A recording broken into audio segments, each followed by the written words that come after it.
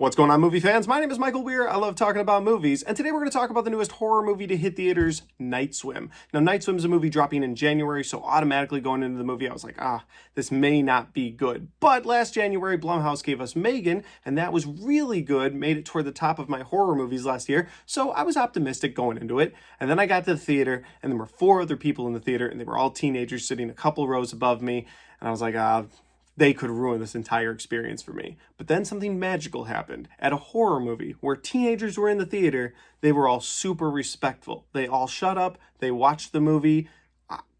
I was surprised. I really was. Color me impressed. Gave me a little bit of hope for the next generation.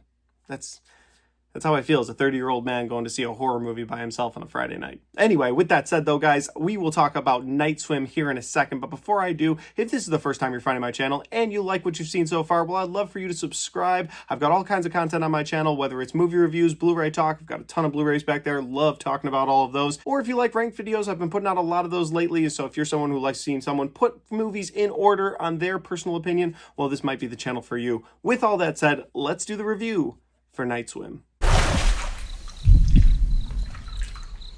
Marco.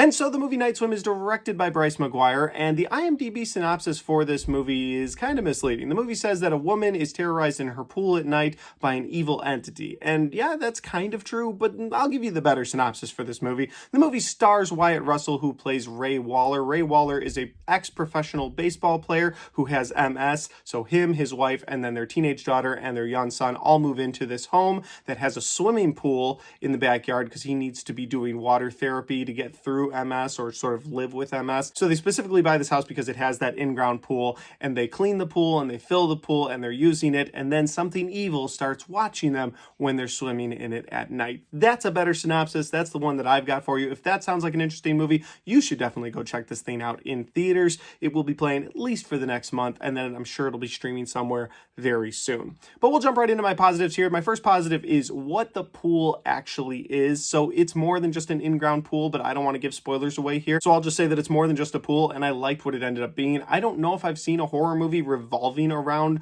what that pool ends up being, and for me, that was sort of unique and new. So I'm going to put that in the positive column. My next like for this movie is going to be the creature design for the entity that's watching them. I don't know if this is necessarily considered a creature feature, but there's a few moments in this movie where you see the entity, and it seems to take on different shapes. One of them was really, really well done. It's just used once for a quick jump scare, but it's got claws, and if you've seen the movie, it's behind a floaty. That's all I'll say. It's behind a floaty. That one was the scariest looking one for me, but I thought the other designs of the thing looked well, and I also thought the camera work when you were seeing the pool, sometimes you'd see like a black shadowy figure by the pool that's watching the person swimming, and then they'd cut the camera and it would be gone. Again, I thought the camera work around the pool worked well, and I liked the design of the entity or the creature. And finally, I thought there wasn't too many jump scares, so that's something I'm going to put in the positive column for a January movie, is it's not jump scare, jump scare, jump scare. Like, they use the jump scares to a good degree in this movie, in my opinion, and they're not just every other second just to throw them in your face. There might be 1 or 2 that aren't used in horror scenes that are just trying to get you to sort of be on edge, but for the most part, they save the jump scares for the horror scenes in the movie, and those scenes worked. Jumping in my negatives for this movie, while I said the unique concept for what the pool actually was kind of cool, I feel like the rest of the horror trope of this movie have already been done. They've already been overused so many times. Like, for instance, I don't want to get into spoilers, but one of the parents gets possessed at one point and goes after the kids, and it's just something we've seen over and over and over. And I feel like a lot of those tropes have already been used in better horror movies or in just other horror movies, so you're not really watching anything new once you get past that pool concept. My other negative for this movie is sort of just how they tied this thing up. I feel like with a horror movie, the last act can seriously make or break what you've been setting up the entire time, and I think that's why so many critics are talking about how boring this movie is, because the movie does take a lot of time in those first 2 acts to sort of build up the tension and to sort of give you this new story about what's going on with this pool. And while I found that refreshing and sort of new, when you get to this last act, it just sort of turns into this possession trope, and then the writers sort of quickly wrote a way to end this thing, and so how they could sort of contain it for this movie. and then this might be considered a spoiler. So just in case it's a spoiler, I will say spoilers. But in the end of this movie, they take dirt and they fill in the pool with it. And I'm like, well, if you really wanted to make a difference in this pool, why wouldn't you bring in a cement truck and sort of cement it over? But that's because we know that if this movie does well, next January, we'll get a night swim too. The second swim. That's just what we'll get. So I want to like this movie more, but just sort of using all of those same horror tropes and then going into the last act of this movie and sort of making it this possession thing where one of the parents is going after the kids. Like, to me, it's just been done before. We've seen it all before. And so I understand those critics that are talking about, oh, well, it was boring leading up to the end of this movie because the end of the movie wasn't anything new, wasn't anything exciting. Overall, I'll say that this isn't the worst January horror movie I've ever seen. That still is held by The Bye-Bye Man, but it's also not the worst Blumhouse movie I've ever seen. That is still held by Fantasy Island. So I think there's something to this movie. I just think that the general audiences are going to feel like I feel, where it's like, all right, well,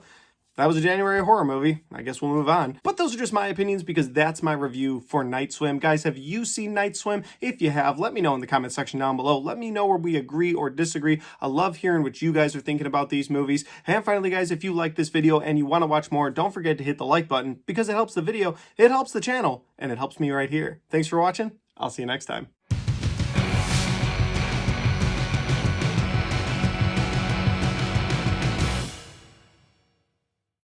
All right, guys, we got to the end of the latest horror movie in January, Night Swim. Hopefully, we get some more horror movies this year that are really good. There's a few on my list that I'm looking forward to, but we'll just have to wait and see. With that said, if you want to watch more content on my channel, well, I've got all of my horror movie reviews right there, and I've got all of my 2023 movie reviews right there.